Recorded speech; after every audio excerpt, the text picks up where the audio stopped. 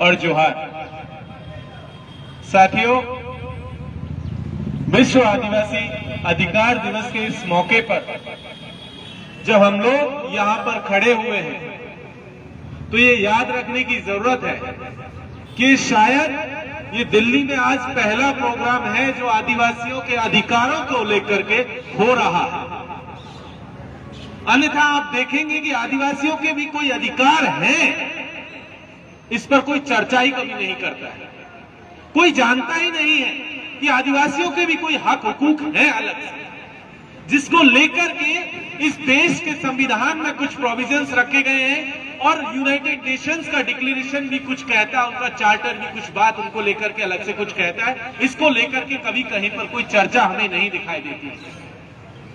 जब आज 13 सितंबर को हम लोग यहाँ खड़े हुए हैं, 2007 के भीतर यूनाइटेड नेशंस एक डिक्लेरेशन लेकर के आता है और उसमें कहा गया कि दुनिया भर में तमाम तरीके के कानून बनाए गए, अलग अलग मुल्कों ने संविधान बनाए, उसमें अपने लोगों के लिए अलग अलग तरीके के राइट्स दिए गए, लेकिन उसके बावजूद पूरी दुनिया भर में आदिवासी एक ऐसा तबका रहा कि तमाम तरीके के कानूनी प्रावधानों के बावजूद, संवैधानिक प्रावधानों के बावजूद आदिवासियों के साथ ज्यादती होती रही, उनके हक हुकूक को लगातार छीना जाता रहा। और इसीलिए यूनाइटेड नेशंस 1994 से लगा हुआ था कि आदिवासियों के हक और हुकूक दिए जाए। लेकिन आप देखेंगे कि 94 से लेकर के 2007 तक उस पर लेकर के यूनाइटेड नेशंस के भीतर भी कभी कोई चर्चा नहीं होने दी, उस प्रस्ताव को कभी पास नहीं होने दिया। ये देखिए कितनी विडंबना की चीज है। आप देखेंगे जब 2007 में वो डिक्लेरेशन आता है, दो बहुत महत्वपूर्ण बिंदुओं के बारे में बात करना बहुत जरूरी है। पहला है सेल्फ डिटर्मिनेशन का मसला, जहां कहा गया कि जो आदिवासियों का जो हिस्सा है, आदिवासियों का जो अपना इलाका है, उस इलाके के भीतर मैडम ने सेल्फ डिटर्मिनेशन को बहुत बेहतरीन तरीके से समझा दी कि उन्हें अपने परंपरागत तौर तरीकों से शासन को चलाने की जो है आजादी मिलनी चाहिए। पहली बात उन्होंने कही। दूसरी बात वो डिक्लेरेशन का हिस्सा कहता है कि इन इलाकों में जो रिसोर्सेज हैं, उन रिसोर्सेज पर आदिवासियों का पहला हक है। ये बात वो डिक्लेरेशन कहता है। इसके अलावा भाषा से लेकर के, कल्चर से लेकर के, रिलीजन से लेकर अलग अलग मसलों पर बात करता है। लेकिन ये दो सबसे कोर बिंदु है। हमारे देश के संविधान में भी इसको लेकर के बात कही गई। शेड्यूल 5 और शेड्यूल 6 का जो प्रोविजन है हमारे देश के संविधान में, इन्हीं सब चीजों को मद्देनजर रखते हुए हमारे जो पूर्वज थे उन्होंने किया गया था। प्रोविजन हमारे कॉन्स्टिट्यूशन का हिस्सा है। यूनाइटेड नेशंस के डिक्लेरेशन से पहले ये हमारे हिस्से थे। लेकिन हुआ क्या? हुआ ये कि आदिवासी बाहुल इलाकों को जो है मान लिया गया कि हाँ ये जो है शेड्यूल 5 और शेड्यूल 6 का हिस्सा है, लेकिन वो जो हक और हुकूक मिलना चाहिए था सेल्फ डिटर्मिनेशन वाला, जिसका कि यूनाइटेड नेशंस का चार्टर कहता है, डिक्लेरेशन कहता है, वो नहीं दिया गया। पेसा एक्ट के तहत ग्राम सभाओं को वो अनुमति दी गई कि आप अपने इलाकों में एकदम छोटे से छोटे लेवल पर जो है आपके पास गवर्निंग के अधिकार होंगे। लेकिन आज की तारीख में आप देखिए पूरे देश में ग्राम सभाओं के अधिकारों को किस तरीके से खत्म किया गया, उनको वायलेट किया गया। उनके नाम पर फर्जी ग्राम सभाएं प्रशासन ने तैयार की ताकि अपने फेवर में पॉलिसीज बनाई जा सके, ताकि अपने फेवर में वहां पर उन जमीनों का अतिक्रमण और अधिग्रहण किया जा सके। इसीलिए जो है ग्राम सभाओं का लगातार वायलेशन हुआ, उनके अधिकारों को लगातार कर्टेल किया गया। अभी फॉरेस्ट कंजर्वेशन बिल 2022 जो अभी आ रहा है, उसमें भी ग्राम सभाओं के अधिकारों को खत्म किया जा रहा है और कहा जा रहा है कि जो सिविल ऑफिसर्स हैं, जो डिस्ट्रिक्ट एडमिनिस्ट्रेशन होगा, उसके पास ज्यादा राइट्स होंगे। अब आप सोचिए कि कॉन्स्टिट्यूशन के प्रोविजंस के बावजूद, यूनाइटेड नेशंस के डिक्लेरेशन के बावजूद भी आदिवासियों के हक और हुकूक के ऊपर लगातार इस देश की सरकारें हमला कर रही है, वो चाहे केंद्र की सरकार हो चाहे राज्यों की सरकार है। दूसरी बात कि ऑनरशिप का जो मसला था कि इन इलाकों के भीतर जितना भी रिसोर्सेज है, चाहे जमीन हो, जंगल हो और उसके साथ साथ उसमें जो होने वाले मिनरल्स हैं, उन तमाम के ऊपर आदिवासियों का पहला हक होगा। लेकिन हम देख रहे हैं कि इन्हीं रिसोर्सेज को लूटने के लिए लगातार पिछले 75 सालों से आदिवासियों को बंदूक की नोक पर मारा जा रहा है। जमीनों से बेदखल किया जा रहा है ताकि इन रिसोर्सेज को छीना जा सके, और वो हो रहा है। लगातार हम देख रहे हैं कि इस देश की सरकारों ने आदिवासियों के खिलाफ एक जंग छेड़ी हुई है। उस जंग में लगातार आदिवासियों को जेल भेजा जा रहा है, निर्दोष लोगों को उठा करके जेल भेज दिया गया। आप याद कीजिए गोमपाड़ में जो हुआ था 2009 में, जिसमें हिमांशु कुमार जी को जो है सुप्रीम कोर्ट में जाकर के अपनी याचिका दायर करनी पड़ी थी, और उसके खिलाफ हिमांशु जी के खिलाफ आज फाइन लगा हुआ है। गोमपाड़ मैसेकर आज की तारीख में क्लियर है कि वो फर्जी मैसेकर का गवर्नमेंट की एजेंसीज ने कहा। जो जांच कमेटी बैठी, सारकीगुड़ा को याद कीजिए, सारकीगुड़ा में जो है अग्रवाल, जस्टिस अग्रवाल थे मध्य प्रदेश हाईकोर्ट के, रिटायर्ड अग्रवाल साहब, उनकी अध्यक्षता में जो कमेटी बनी थी, उसने कहा था कि सारकीगुड़ा का जो मैसेकर था वो फर्जी मैसेकर है, लेकिन उसके बावजूद भी कोई कार्रवाई उन लोगों के ऊपर नहीं हुई जिन्होंने आदिवासियों को मारा था, और लगातार उनकी जमीनें छीने जा रही है। आपको बिल्कुल भी ये भूलने की जरूरत नहीं है कि पिछले 1.5 साल से भी लंबा वक्त हो चला है जब हसदेव के भीतर अडानी जंगल काट रहा है। वहां पर कांग्रेस की सरकार है, और अडानी को जमीनें 2015-16 से मिली हुई थी, तब से आदिवासी विरोध कर रहे थे, और तब जब कांग्रेस विपक्ष में थी उन्होंने कहा था कि अगर हमारी सरकार बनती है तो आदिवासियों को उनकी जमीनें वापस लौटाई जाएगी और अडानी का कॉन्ट्रैक्ट कैंसिल होगा। लेकिन उल्टा हुआ, हमने देखा कि अडानी को कॉन्ट्रैक्ट और मिलते चले गए, नए नए खदान मिले, और जमीनें आदिवासी लगातार बेदखल होते चले गए। आपको जानकर के हैरानी होगी, जो कॉन्ट्रैक्ट मिला उसमें जो पेड़ काटे गए, जो 1000 साल पुराने पेड़ है, कई तरीके के पेड़ आप देखेंगे, पता चलेगा एक पेड़ को काटने की कीमत सरकारी मुआवजा 150 रुपया दिया गया। ये कैसी विडंबना है। उस इलाके में जिसे लंग्स ऑफ छत्तीसगढ़ कहा जाता है, पूरे सेंट्रल इंडिया का इकोसिस्टम हसदेव के जंगलों से चलता है। आज याद कीजिए, पूरी दुनिया के भीतर 80% जो फॉरेस्ट एरियाज है वो ट्राइबलों के द्वारा जो कंट्रोलमेंट जो लैंड जो है, उन एरियाज में आपका सिर्फ जंगल बचे हुए हैं। आपने सिर्फ कंक्रीट के जंगल बचाए हैं। आप पूरा शहर उठा करके देख लीजिए, सुबह उठते हो शाम को सोते हो, दिन भर आपका सांस की तकलीफ में आप गुजर जाता है। कुछ दिन और रुक जाइए, आप एयर प्यूरिफायर लगा करके रात को सोने बैठते हो। आपने कंक्रीट के जंगल खड़े किए और आदिवासियों के जंगलों को लगातार काटा जा रहा है। अमेजोन का एग्जांपल दिया गया, अमेजोन ही नहीं, ऑस्ट्रेलिया से लेकर के अमेरिका तक चले जाइए कि किस तरीके से आदिवासियों के रिसोर्सेज को लगातार लूटा गया। आज स्थिति हो गई कि अमेरिका के भीतर रेड इंडियंस को खत्म कर दिया गया, सिर्फ उनकी जमीनें छीनी। इसको भूलने की जरूरत नहीं कि ऑस्ट्रेलिया के भीतर क्या हो रहा है और इस देश के भीतर क्या हो रहा है। लगातार रिसोर्सेज को छीना जा रहा है। वो तमाम सरकारें हो, उसको भूलने की जरूरत नहीं है कि किस तरीके से सिलगेर के भीतर पिछले साल आदिवासियों को मारा गया। आपको भूलने की जरूरत नहीं है अफवाह के नाम पर नॉर्थ ईस्ट में क्या हो रहा है, किस तरीके से आदिवासियों के खिलाफ पूरा एक जंग का माहौल चल रहा है। ऑपरेशन समाधान प्रहार की जिसकी बात हो रही थी, ऑपरेशन ग्रीन हंट को भी बिल्कुल भूलने की जरूरत नहीं है कि किस तरीके से ग्रीन हंट के नाम पर आदिवासियों को जेलों में डाला गया, और आज भी लोग जेलों में हैं, उनमें से कई लोग जेल में ही मर गए। आदिवासियों के हक और हुकूक के लिए लड़ते लड़ते वो जेलों में है, उनकी जमीनें छीन ली गई, उनकी पूरी पुश्तें बर्बाद कर दी गई, और पता चलेगा कि सिर्फ उनके नाम पर जो है लगातार बड़ी बड़ी घोषणाएं। हर बार चुनावी वादा आता है, कोई कहता है कि हम प्रधानमंत्री बना देंगे, कोई कहता है हम राष्ट्रपति बना देंगे, हम आपके ज्यादा हितैषी है, दूसरा कहता है हम आपके ज्यादा हितैषी है, तीसरा आकर के जोर जोर से चिल्ला चिल्ला कर कहता है नहीं नहीं नहीं हम ज्यादा हितैषी हैं। अब आप देखेंगे तो पता चलेगा कि वो यही क्लेम कर रहे हैं, लेकिन असल में वो आपको एक डेटा बना करके छोड़ दिए हैं। वो जानते हैं कि आपका इतना नंबर है, आपका इतना नंबर मीन्स आपका इतना वोट है, आपका इतना वोट है मीन्स आपको हम कैसे पॉलिटिकली अपने फेवर में कर सकते हैं, और वो करके हम वोट लेकर के गायब हो जाएंगे और आपकी जमीनें फिर छीनने के लिए दोबारा आ जाएंगे। इस बात को याद करने की एकदम जरूरत है कि किस तरीके से आपको फाइलों में बंद आंकड़े बना दिया गया, आपको इनकार कर दिया गया कि आप एक इंसान है। यहां पर एक कविता लिखी हुई है, आप याद कीजिए, मैं केवल देह नहीं, मैं जंगल का पुश्तैनी दावेदार हूं। देह और उनके दावे, पुश्ते और उनके दावे कभी मरा नहीं करते।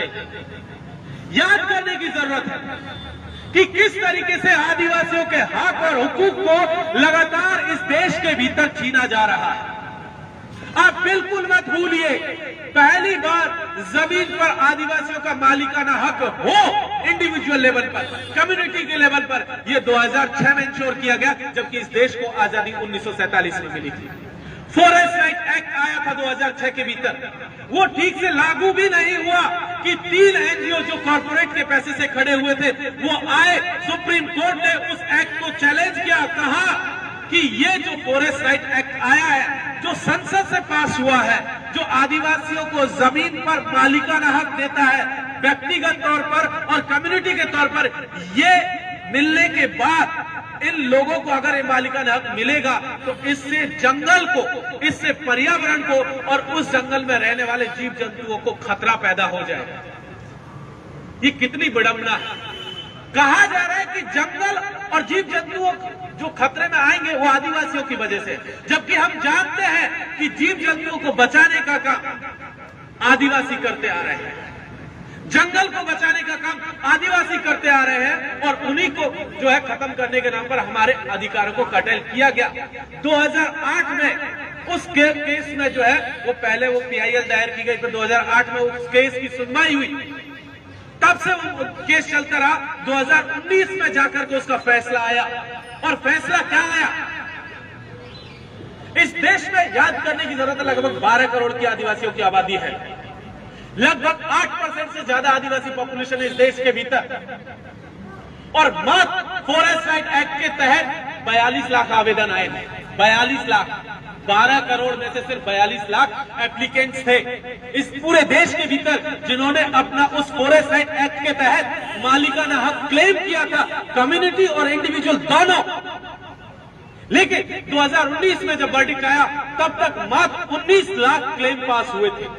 19 लाख, आप रेशियो उठाइए, 12 करोड़ में से 19 लाख का रेशियो देखिए, कितनी क्लेम बनता है, कितना परसेंट बनता है। रेस्ट ऑफ अदर्स के लिए सुप्रीम कोर्ट ने क्या कहा? बोले कि जिनके पास जमीन पर मालिकाना हक नहीं है, प्राइवेट या कम्युनिटी लैंड की ओनरशिप नहीं है, उन्हें जंगल खाली करना पड़ेगा। कहां जाएंगे आदिवासी? क्या हुआ? आपने जो शेड्यूल 5 की बात कॉन्स्टिट्यूशन में कही थी, क्या हुआ उसका? आपने गायब कर दिया। यूनाइटेड नेशंस के डिक्लेरेशन का क्या हुआ? गायब कर दिया। और आज उस ऑर्डर पर सिर्फ होल्ड किया, ऑर्डर को रोका गया, ऑर्डर को पलटा अभी भी नहीं गया। 2019 का सुप्रीम कोर्ट का ऑर्डर है, वो अभी सुप्रीम कोर्ट ने कहा है कि एग्जीक्यूट करने से मना कर दिया, क्योंकि इलेक्शन थे 2019 में लोकसभा के, उन्हें पता था कि बवाल ज्यादा मच जाएगा, उन्हें होल्ड कर दिया गया।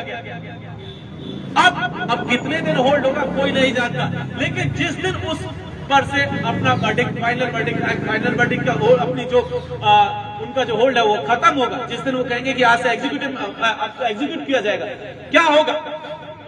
12 करोड़ में से 19 लाख आदिवासियों को तो कम्युनिटी के और प्रॉपर्टी के प्राइवेट राइट्स मिल जाएंगे, बाकी लोग कहां जाएंगे?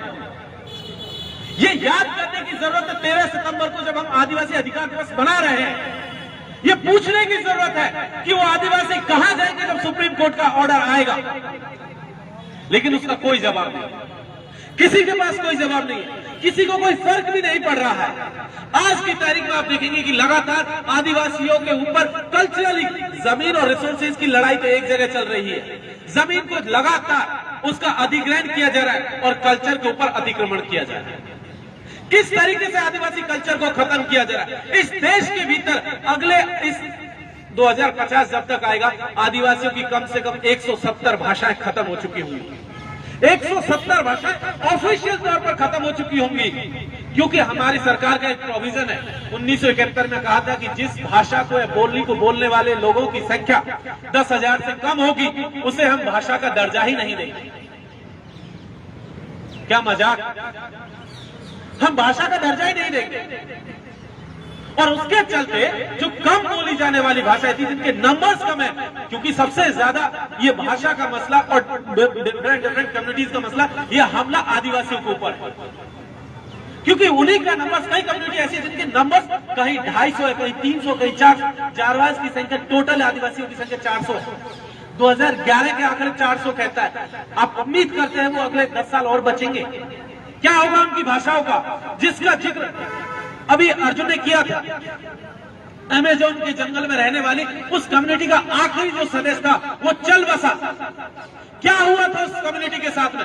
याद कीजिए 1990 में जब पॉलिसीज आई थी लिबरलाइजेशन और ग्लोबलाइजेशन की पॉलिसी के नाम पर, ब्राजील में भी उसी पॉलिसी के जरिए प्राइवेट प्लेयर्स को जंगल दिए गए। जो किसानी करने वाले लोग थे बाहर से लाए गए, उन जंगलों में बसाए गए, और वो जो किसानी करने के लिए बाहर से लोग आए थे उन्होंने आदिवासियों को जहर दिया था। ऑफिशियल पॉलिसी है ब्राजील की गवर्नमेंट की। जहर देकर के पूरी कम्युनिटी को मार दिया गया। जो लोग बचे 96 में ब्राजील की सरकार की गोलियों से मारे गए, वो आखिरी सदस्य था जो उस गोली से बचा था।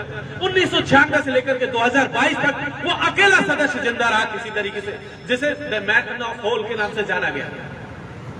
वो आखिरी सदस्य था, वो इस साल चल बसा। इसी तरीके से इस देश के भीतर भी आदिवासियों की जो कम्युनिटी की लगातार संख्या घट रही है, लेकिन किसी को चिंता नहीं। अगर चिंता है तो सिर्फ उनकी जमीनों की, उनके रिसोर्सेज की, कि किस तरीके से उनको लूटा जा सके, किसी अडानी को, किसी अंबानी को, किसी और को दिया जा सके। सिर्फ इस चीज की चिंता है। आप याद कीजिए, पूरा हिस्ट्री उठाकर देख लीजिए, पूरा एकेडमिक डिस्कोर्स उठा करके देख लीजिए, कहीं आदिवासियों का कोई जिक्र है? नहीं है। और मैं गारंटी के साथ या दावे के साथ कह रहा हूं, जितने हीरोज के पोस्टर लगे हुए हैं, मैं बता सकता हूं आप में से आधे से लोग ऐसे होंगे जो सबको नहीं जानते। इसको लगाने की वजह यही थी कि भाई हम अपना इतिहास को क्लेम करें, हम अपना पास्ट को क्लेम करें कि कौन लोग हैं, क्या किया था। जिस व्यक्ति की तस्वीर तिलका मांझी 1770 में अंग्रेजी हुकूमत के खिलाफ बगावत की थी, भागलपुर का पहला कलेक्टर क्लीवलैंड, उसको मार गिराया था तीर से। उसको कोई नहीं जानता। कौन लोग हैं ये सब लोग? जयपाल संविधान सभा मेंबर, अल्लूरी सीताराम राजू 1920 का पूरा मूवमेंट तेलुगु इलाके में चला रहे हैं। कोमरम भीम की तस्वीर वो लेकर के खड़े हुए हैं। जल जंगल जमीन का नारा पहली बार कोमरम भीम देते हैं, कोई नहीं जानता। टंटा मामा, रॉबिन हुड ऑफ इंडिया, वो सब 1880 के आसपास पूरा जो मालवा का इलाका है उसमें लड़ाई लड़ रहे हैं, आदिवासियों की भीलों की लड़ाई। इतिहास को आप देखेंगे तो पता चलेगा कि बहुत सारा है, लेकिन उसको इग्नोर कर दिया गया। इसी तरीके से रिलीजन का मामला क्या हो रहा है? आजादी से पहले आदिवासियों का अपना रिलीजन था, उसको कॉलम मिला हुआ था। कहीं जगह एबोरिजिनल के नाम से मिला हुआ था, कहीं इंडिजीनियस के नाम से मिला हुआ था, कहीं प्रिमिटिव के नाम से है, कहीं ट्राइब्स के नाम से है, लेकिन उसके पास उसकी अपनी एक सेपरेट आइडेंटिटी थी। आजादी के बाद बड़ा खेला हुआ और आदिवासियों को जबरदस्ती हिंदू फोल्ड में डाल दिया गया।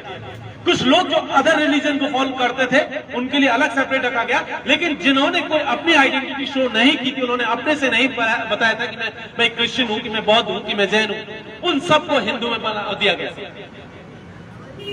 ये पूरा पॉलिटिक्स हुआ और उस पॉलिटिक्स का नतीजा यह हुआ कि आदिवासी जो ट्राइबल रिलीजियस आइडेंटिटी थी उसको खत्म कर दिया गया, और खत्म करके पहले उसको अदर में डाला गया। आज की कंडीशन यह है कि अदर को हटा दिया गया। आपके पास कोई ऑप्शन नहीं है। लगातार आदिवासी अपनी रिलीजियस आइडेंटिटी को क्लेम करने के लिए लड़ रहा है कि भाई हमें अपना सेपरेट रिलीजियस आइडेंटिटी दिया जाए, लेकिन उसे इग्नोर कर दिया गया। क्या ट्राइबल राइट्स नहीं है? आदिवासियों का अधिकार नहीं है? हमें अपना, जैसे आपके पास है, किसी दूसरे व्यक्ति के पास रिलीजन का अधिकार है ना, उसके पास ये आजादी है कि वो किस रिलीजन को माने, लेकिन हमारे पास तो वो आजादी भी नहीं है कि हम किसको माने, क्योंकि प्रिस्क्राइब फॉर्मेट में आपने जो दिया हुआ उसी में से हमको मानना है। वो चुनने की आजादी हमारे पास नहीं है। इसीलिए हम लोग लगातार ट्राइबल रिलीजन की बात करते हैं कि वो उसकी आइडेंटिटी को रिकॉग्नाइज किया जाए, ट्राइबल आइडेंटिटी को रिकॉग्नाइज किया जाए। और इसीलिए लगातार हम लोग देखते हैं कि अलग अलग आदिवासी कम्युनिटी के लोग लगातार बीच बीच में मूवमेंट करते हैं, दिल्ली आते हैं और दिल्ली आकर के लगातार अपना डेलीगेशन देकर के जाते हैं, कहते हैं कि हमें अपनी tribal identity, tribal religious code दिया जाए, लेकिन उसे इग्नोर कर दिया गया। आरएसएस उन्हें बनवासी बनाने पर तुला हुआ है। सरकार कहती है आप जनजाति हो, कोई कुछ और कहता है, कोई जंगली कह देता है, कोई असभ्य कह देता है, कोई बर्बर कह देता है, कोई क्रिमिनल कह देता है। लेकिन याद रखने की जरूरत है, जब जयपाल कहते हैं कि मुझे सिर्फ अपने लिए आदिवासी के अलावा कोई भी दूसरा शब्द मंजूर नहीं है। न जनजाति मंजूर है, न बनवासी मंजूर है, न असभ्य और बर्बर, कोई शब्द मंजूर नहीं है। सिर्फ और सिर्फ आदिवासी शब्द मंजूर है। इसके अलावा हमें कोई दूसरा शब्द एक्सेप्टेबल नहीं। और वो उसी बात को हम आज यहां से 2022 में दिल्ली विश्वविद्यालय से दोहरा रहे हैं कि हमें अपने लिए आदिवासी के अलावा कोई दूसरा शब्द मंजूर नहीं है। जिस बात को कहा गया, जिन बातों को लेकर के लड़ाइयां चली, आप याद कीजिए, जब कॉन्स्टिट्यूएंट असेंबली के भीतर मूल अधिकारों की बात कर रही है, आर्टिकल 13 पर बहस चल रहा है।